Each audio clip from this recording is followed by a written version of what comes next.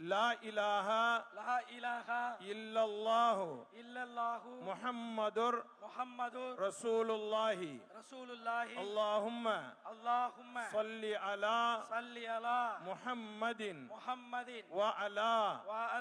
ஆலி முஹம்மதின் வ பாரிக் வ சல்லிம் அலைஹி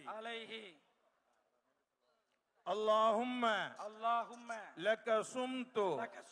وبك آمنت وعليك توكلت وعلى رزقك أفطرت فتقبل مني يا الله உனக்காகவே நோன்பு நோற்றோம் உன்னுடைய அருளாலேயே நோன்பை திறக்கின்றோம் எங்களுடைய நோன்பை